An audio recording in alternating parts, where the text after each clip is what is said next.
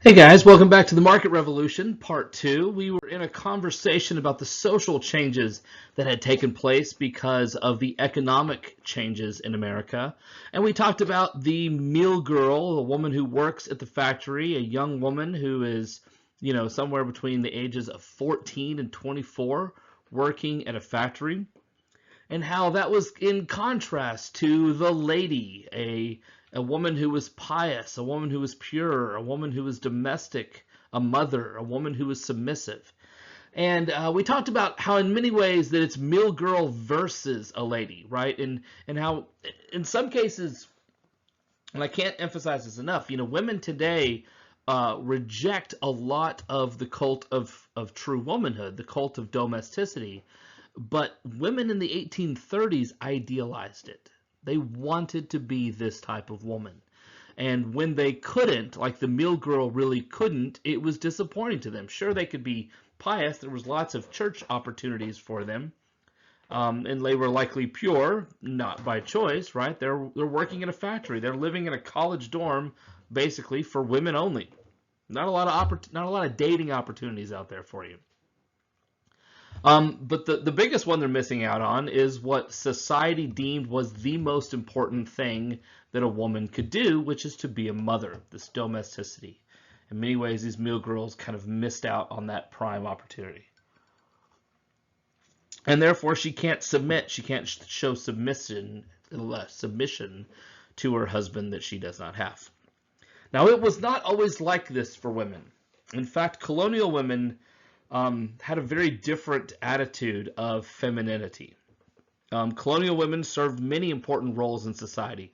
They produced household goods such as clothing, butter, and shoes, and they were lauded for that. This is where we get the idea, by the way, of a prized pie at a fair. Women would have contests, cooking contests, and hand out prizes for the best blueberry pie. This came from colonial America. Women ran sawmills and plantations, and they were butchers, and they were silversmiths, and they were seamstresses. So women had lots of jobs in colonial America. Some of those jobs even included interacting with the public.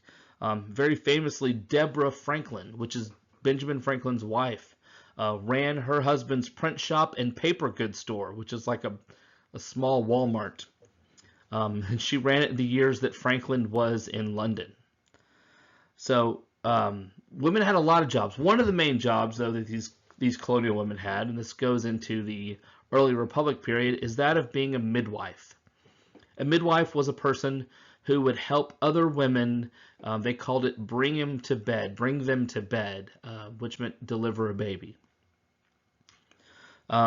Very important job for women, but in the 19th century, these jobs slowly started to go away, and there's some reasons for that. One of the reasons for that, especially for that of the midwife, is the theory of professionalization. Starting in 1800 or 1801, the state of Maryland required that all medical practitioners, which included midwives, have a medical license. And a medical license was only granted at a medical hospital or a medical teaching hospital, and women were not allowed to attend those hospitals. By the 1830s, all states have required this, and so the profession of a midwife has all but died away in the 1830s. By the way, it's coming back now. I have a good friend of mine who is a midwife, or being trained for midwifery. That's a fun word, isn't it? Midwifery, the study of being a midwife. Second reason that things changed for women is this idea of Republican motherhood. We've talked about this before. It's the idea that the Republic is based on good citizens. In order to have a good nation, you have to have good citizens. We are practicing being good citizens right now, right? By staying in our homes and not coming to class. So who is it that teaches a person to be good? Who is the first person that's in charge of teaching someone right from wrong and making someone a virtuous person, a good person? Well, that is the role of the mother, right? Mom's first in charge of that. And so motherhood became a matter of state, right? In order for the nation to do okay, moms have to do their jobs. And so motherhood became important like it had never been important before. But the downside of that is, right, mothers are so important that a woman can't do anything but be a mother. You have to be a mother. I want to be a lawyer. Nope, motherhood's important. I want to be a doctor. Nope, motherhood's important, right? So, yeah, motherhood became important, and that's great for women. But historians also look at it negatively too. That it impacted women negatively. And then finally, industrialization. And this has kind of led us directly into our conversation of the mill girls, right? Industrialization is also a mixed bag, right? On the one hand, it gave women an opportunity to make money outside of a man's control, right? Women had their own independent money. Early factories offered pretty high wages, comfortable dorm-style living, right? And a little bit of personal autonomy. This was all really good things for women. However, by the late 1830s, massive influx of immigration came in, and it came even heavier in the 1840s when many Irish immigrants were coming in, fleeing the potato famine.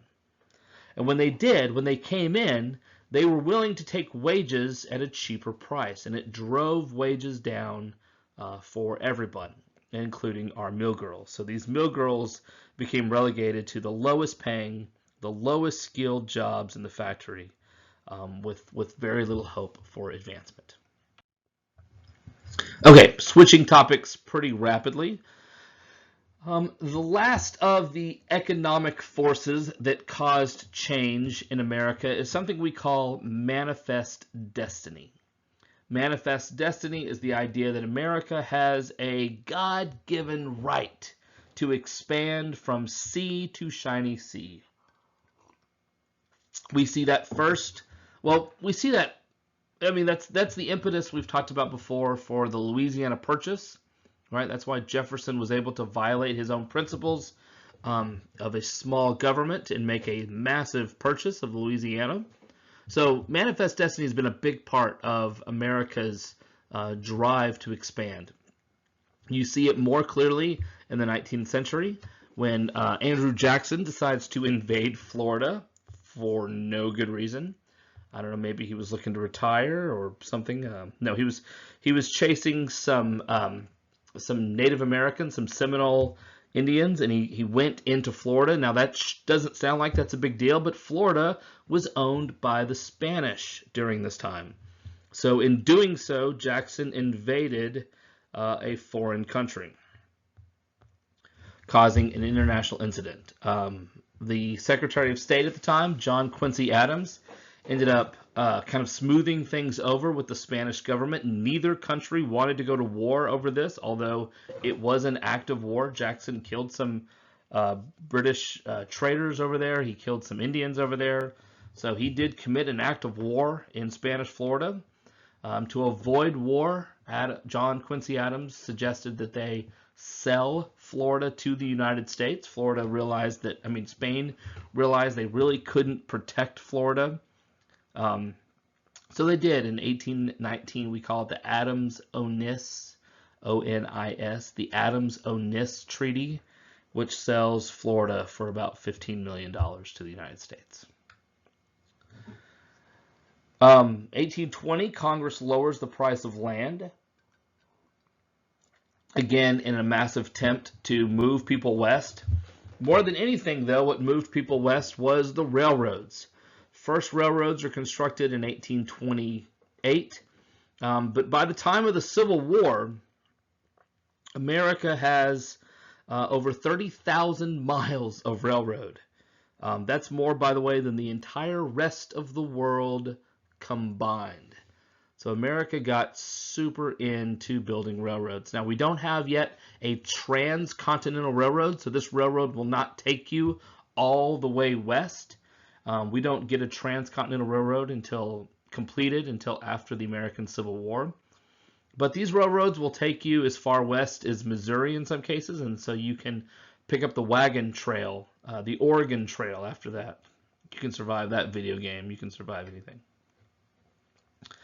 1831, farm equipment becomes a little bit cheaper. Both Cypress McCormick and John Deere invent farm equipment. John Deere paint something green.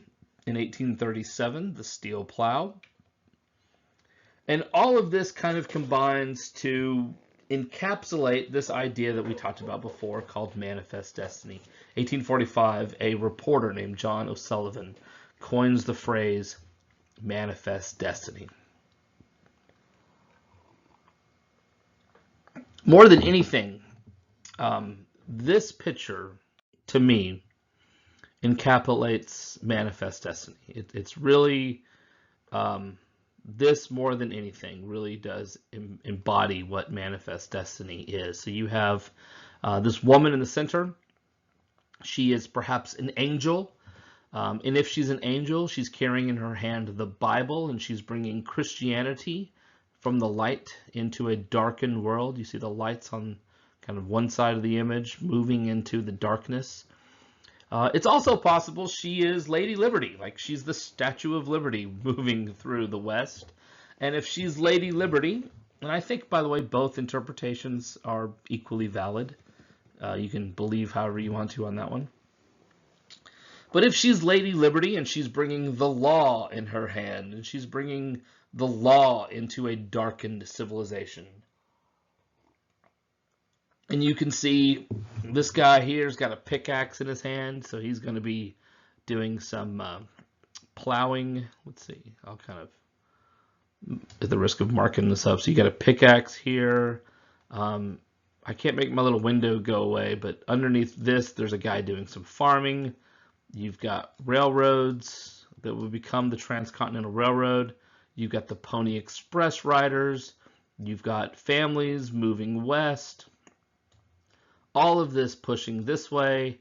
And of course, you have Native Americans who are looking at this in horror.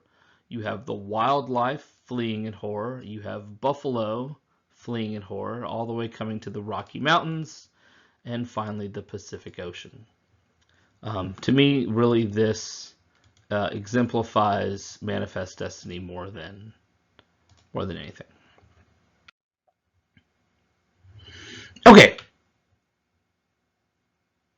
so now we're going to take a look at the political ramifications, and I'm almost tempted to go ahead and stop here to pick up the next video for politics. This is not going to take long, but we are going to run out of time. So I think I'm going to stop here, and we'll pick up politics on the next slide.